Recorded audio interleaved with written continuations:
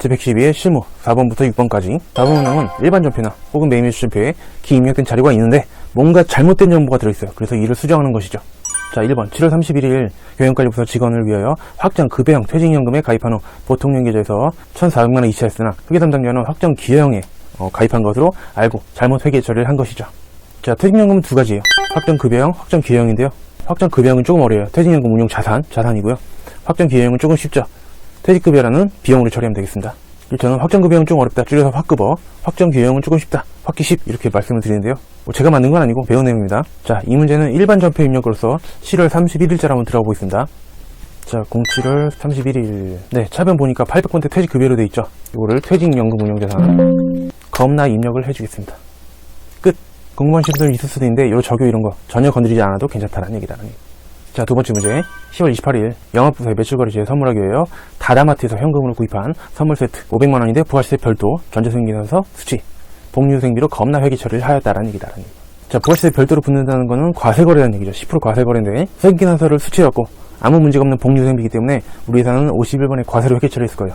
그러나 이거는 과거 명칭은 접대비 관련 매입세액, 지금으로는 기업 업무 추진비 관련 매입세액으로서 오사 불공에 해당하는 것이죠.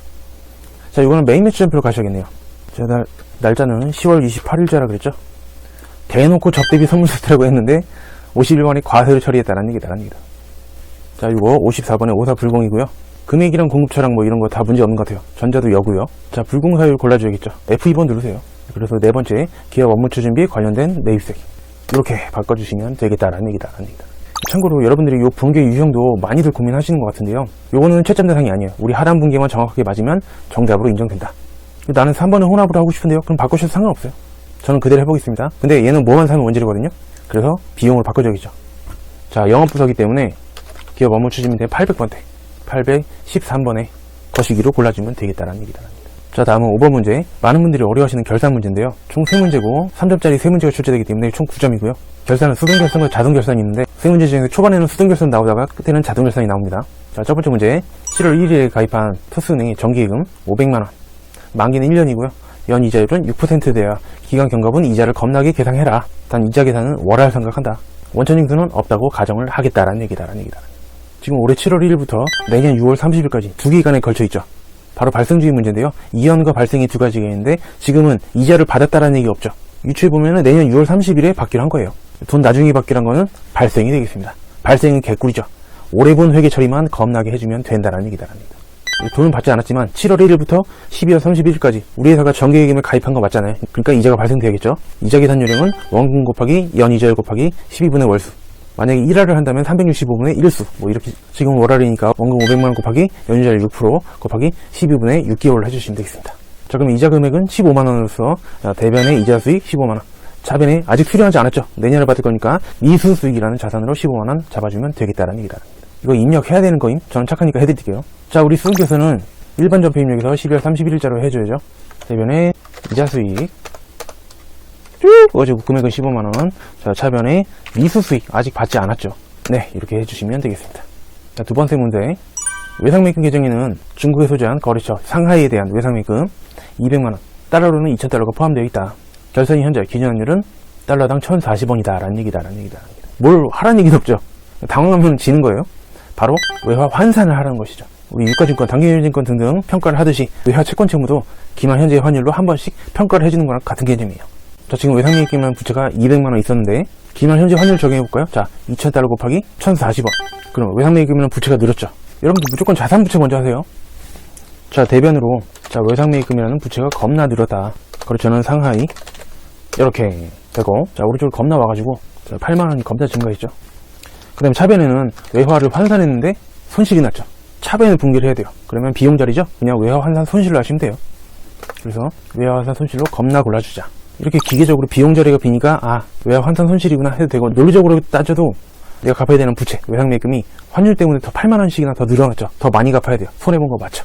논리적으로 하시든지 기계적으로 하시든지 전혀 상관이 없겠습니다. 세 번째 문제. 자, 매출 채권에 대해만 1%의 대대충당금을 보충법으로 겁나 설정한다. 단 기존의 충당금에 대한 회계 처리는 무시하고 아래 주어진 자료에 의해서만 처리한다. 첫 번째로 여러분들 고민 해결해 드릴게요. 많은 분들이 좀 이거를 고민하시는데, 선생님 제가 매출 채권이 외상매출금이나 받으렴이죠. 제가 위에서 분기할 때 걔네들 잘못 분기했으면은 이 문제도 금액이 틀리게 나오니까 틀리는 거 아닐까요? 아니에요.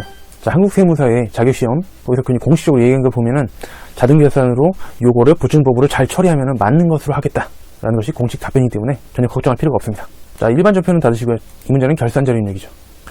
자, 날짜는 엔터를 넘기세요. 엔터, 이렇게. 그다음에 많은 자료들이 나오는데요. 저는 위에 있는 F8 대손 삼각 버튼을 이용하는 걸 추천드릴게요. 이렇게 눌러가지고. 자, 사실 이 대손율도 한번 쓱 봐줘야 돼요. 전산의 1급에서는 웬만하면 안 건드려요. 자, 매출채권이니까 외상 매출금이랑 받으러만 해라. 선생님, 그럼 나머지는 어떻게 해요? 갖다 패 죽여야죠. 자, 패 죽이는 거는 스페이스 엔터가 제맛이다라는 얘기다. 스페이스 엔터 이런 식으로 갖다 패 죽인 다음에 결산 반영 버튼을 눌러주시면 되겠습니다. 그리고 그냥 나가면 되겠죠? 아니. 자, F3 전표 추가를 해주셔야죠. 자, 이렇게 전표 추가한 다음에 예 이렇게 눌러주시면 끝. 지금 정답에는 이렇게 해도 정답으로 인정된다고 해서 제가 말씀을 안 드릴까도 생각했었는데 사실은 이렇게 풀면 과거에는 틀렸어요. 왜냐면은 지금 마이너스가 들었거든요. 자, 바드론 보시면 지금 마이너스 3만원 들어있죠. 사실은 이거는 대손충당금 환입으로서 사실은 이거는 수동결산으로 하라는 게 원래 공식적인 입장이었는데 그래서 원칙적으로는 자동결산으로는 외상매출금만 하고 그 다음에 일반 전표 입력해서 수동결산으로 바드론에 대한 대손충당금 환입을 진행해주는 게 사실 원칙이에요. 정답이 이렇게 나왔으니까 그냥 갖고 마무리하도록 하겠습니다. 자, 마지막 실무 6번인데요. 역시 3점짜리 세 문제이기 때문에 9점을 구성하고 있고요. 보니까 1번 문제는 세무회계, 2, 3번 문제는 재무회계 조회 문제가 되겠습니다. 자, 세무회계 조회 문제는 기본적으로 이렇게 푸시면 돼요. 예정이나 확정 신고기간 3개월간의 금액에 대해서만 물어봤다. 그러면 부가가치 신고서가 제일 편하고요. 금액 이외에 뭐 거래처라든지 뭐 매수, 뭐 유형이 뭐냐, 뭐 이런 식으로 금액 이외 것들을 물어보면은 세금계산 거래는 세금계산서 합계표, 나머지 거래, 신용카드 매출전표, 현금영수증, 계산서 이런 것들은 매입 매출장이 제일 편하다는 얘기다라는 얘기. 근데 지금 문제 보면 살짝 애매한 게 선생님 공급 가입이면 금액을 물어본 거네요? 부가가치세 신고서 가면 안 될까요? 안 돼요. 친절하게 보여드릴게요. 자, 1기 예정이니까 01월 엔터, 03월 엔터 이렇게 가시면 자료가 나와 있어요. 자, 매출 쪽으로 물어봤으니까 여기 위에 매출 쪽에서 신용카드 매출전표, 현금영수증 발급분 있죠. 여기는 신용카드 매출전표랑 현금영수증은 항상 방을 같이 쓰는 쌍둥이에요. 그리고 여기는 신용카드 거래분도 포함이 되어 있는 것이죠. 선생님 그러면 어디서 봐야 될까요? 애매할 때는 무조건 매입 매출장이 짱이다라는 얘기다. 자, 1기 예정이니까 01월 엔터, 03월 엔터. 자, 그분은 매출로 놔야 유형을 선택할 수 있어요.